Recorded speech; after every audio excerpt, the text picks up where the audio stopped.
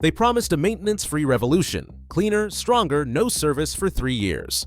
Evinrude E-TEC Outboards were hailed as a miracle, winning EPA awards and spiking sales overnight. But beneath the marketing shine, a silent fault line was forming. Some said E-TEC changed boating forever. Others warned it was a ticking time bomb about to explode.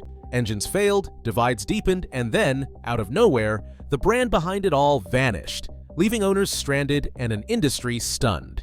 The shocking truth about Evinrude E-TEC Outboards isn't just about betrayal. It's about the promise that split a community and the secret that nearly destroyed a legend. Why did the world's boldest boating gamble end in disaster?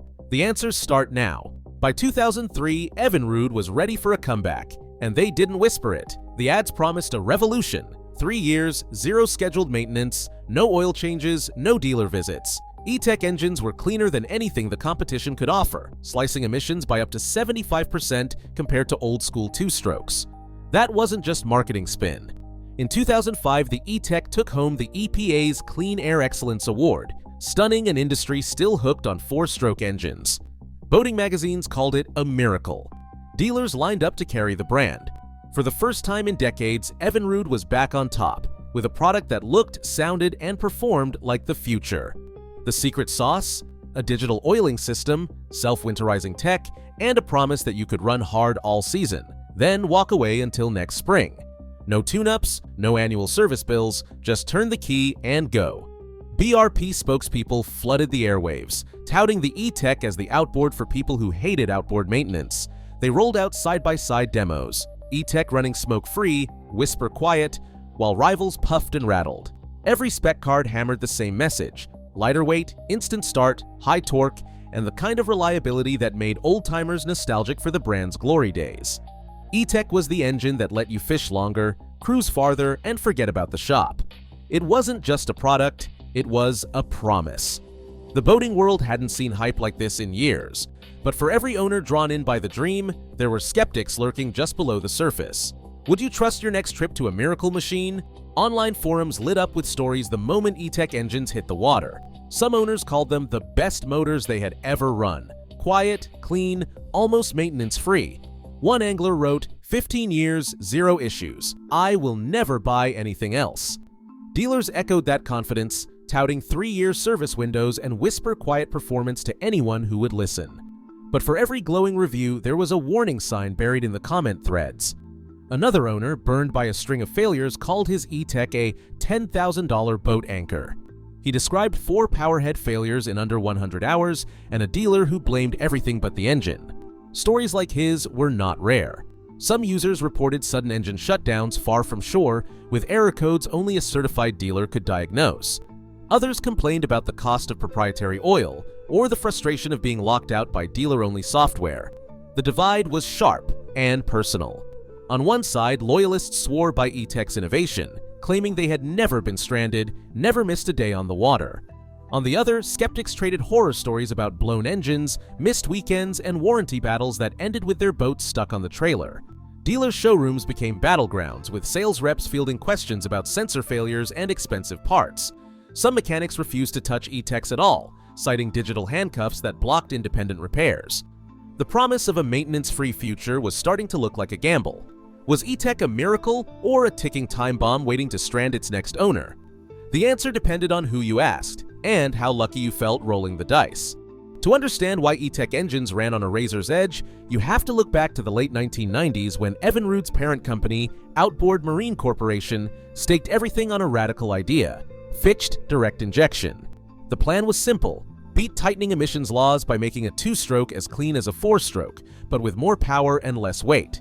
But in the rush to market, the engineering team took dangerous shortcuts. Field reports from 1997 and 1998 told the story: engines running hotter than anything in their class, pistons melting under normal use, and oil circuits that simply couldn't keep up. One ex-OMC engineer described the early fixed as race car compression in a fishing boat, with catastrophic consequences when oil delivery lagged even for a second.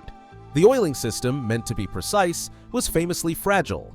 Small pieces of rubber hose could shear off during assembly, blocking critical valves and starving pistons of lubrication. When that happened, the result was a seized engine, sometimes in under 100 hours. Warranty claims flooded in. By 1999, OMC was swapping out powerheads at a loss, trying to outrun a design flaw that couldn't be fixed in the field. The injector system, another pride point, was vulnerable to water intrusion and voltage spikes, leading to sudden misfires or complete shutdowns. Inside the company, engineers raced to patch the flaws.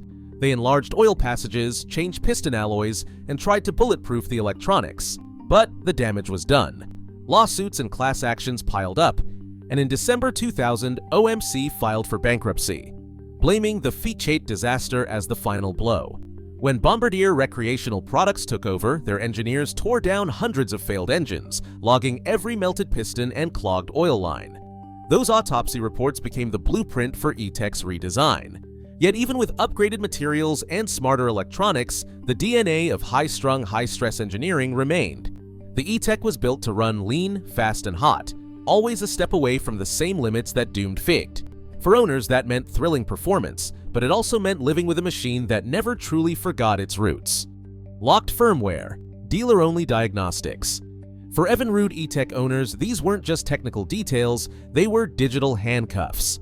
From the start, BRP built the E-TEC around proprietary software called EV Diagnostic. If your engine threw a code, there was no universal scanner, no workaround. Only an authorized dealer, armed with a laptop and a password, could get past the lockout. Independent mechanics called it a fortress. Owners called it a trap. When the G2 series launched in 2014, the walls got higher. Suddenly, outboards came packed with iSteer, iTrim, and iControl, features that promised hands-off driving, automatic trim, and fingertip steering. But every upgrade came with a catch. More sensors, more modules, more things that could fail. And when they did, only dealer techs with the latest software could plug in, diagnose, or update your system. For boaters, that meant the difference between a quick fix and weeks stranded on the hard. If you were miles from a certified shop, a $40 sensor glitch could sideline your season. Even simple jobs, like clearing a false code or resetting a throttle position, were off limits unless you paid the dealer rate. Some shops refused to invest in the new gear. The required software and hardware upgrades ran into thousands, and many smaller dealers just walked away. The result? A shrinking service network and rising frustration for anyone who needed help. Owners who prided themselves on DIY repairs found themselves locked out of their own engines. Forums filled with stories of boats stuck in limp mode, waiting for a traveling tech or a tow. In the age of smart outboards, the G2's digital ecosystem was both its selling point and its Achilles' heel. Every innovation, automated steering, digital displays, push-button calibration, came wrapped in a layer of code you couldn't touch.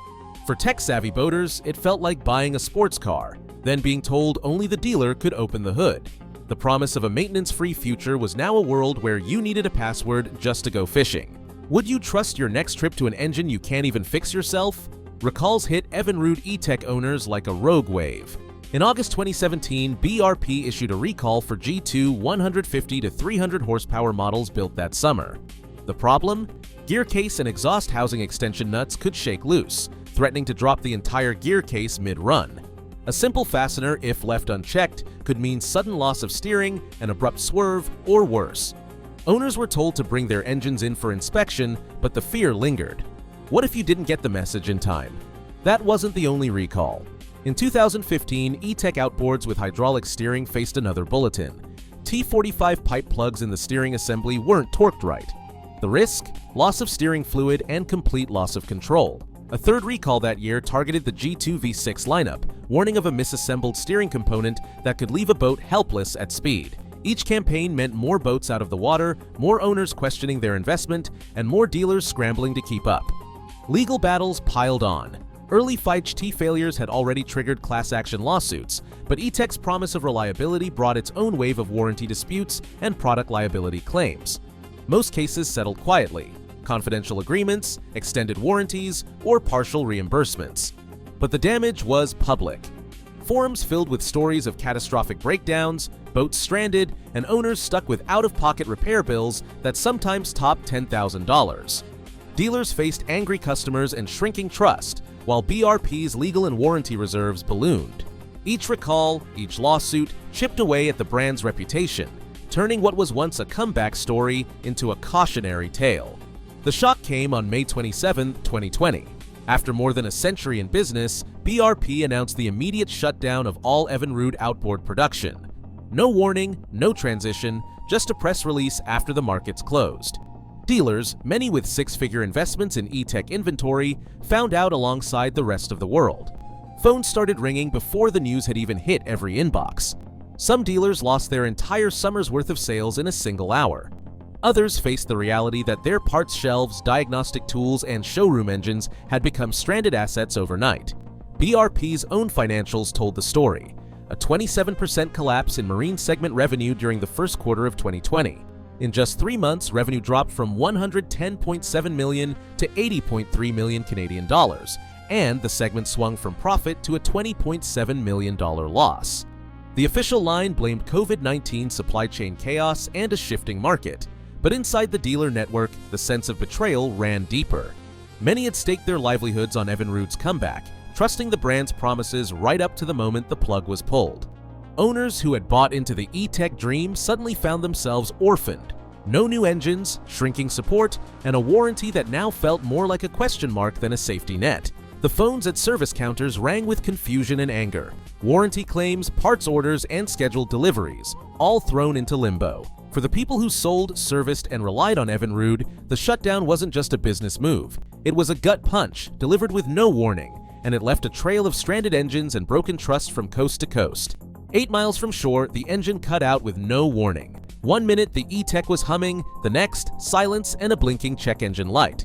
The owner tried everything: key cycles, fuel checks, desperate prayers to electronics that wouldn't answer. The boat started drifting, the current pulling it farther from help. Cell service faded.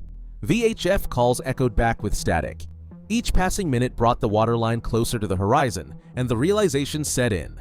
No backup, no restart, no way home except a tow. When rescue finally arrived, the tow bill was just the beginning. The dealer's verdict: oil pump failure, a seized powerhead, and a repair estimate north of $10,000. Warranty denied. The engine needed a computer only the dealer owned to even diagnose the fault. For that owner, a fishing trip turned into a lesson in helplessness. Proof that when E-TEC failed, it didn't just ruin a weekend. It left you stranded, alone, and out of options. What's left after the shutdown is a split community, half cult, half cautionary tale. Hardcore E-TEC fans haven't faded away. Instead, they've gone underground, building their own online repair networks, swapping firmware hacks, and chasing performance mods that promise up to 20% more fuel efficiency. Facebook groups and niche forums have turned into lifelines, where owners share black market diagnostic tools and crowdsource fixes for parts that BRP no longer ships on time, or at all. Some tuners claim they can coax out more power and smoother running than the factory ever managed, making G2 models especially prized on the used market for those in the know. But the risk is real. Component shortages are getting worse, with key sensors and electronics sometimes backordered for months. For every enthusiast who sees an outlaw legend, there's a frustrated owner staring at a dead engine and a parts bill that never seems to shrink. Resale values swing wildly, bargain basement for orphaned units, but still strong for well-kept outboards with proof of careful maintenance. So the question hangs in the air: is E-TEC a collector's dream or a ticking time bomb waiting to explode? Would you still run one of these on your boat? In 2020, Evinrude's 100-year legacy ended overnight, leaving over 150,000 E-TEC engines orphaned and thousands of owners without factory support. The documentary traced how E-TEC's promise of zero maintenance and clean power was overshadowed by engineering risks, software lockouts, and a wave of recalls that peaked with a 27% revenue collapse for BRP's marine division. Court records confirm at least 2 major recalls and multiple lawsuits, yet some service data and internal correspondence remain sealed. To this day, E-TEC engines inspire both loyal communities and warnings from mechanics struggling with scarce parts and locked diagnostics. The facts show a bold gamble that brought innovation, but also real danger. Engines stranded offshore, owners facing 5-figure repairs, and an industry forced to reckon with the cost of rapid change. Evinrude's E-TEC remains a cautionary tale, revolutionary, risky, and still dividing boaters years after its abrupt end.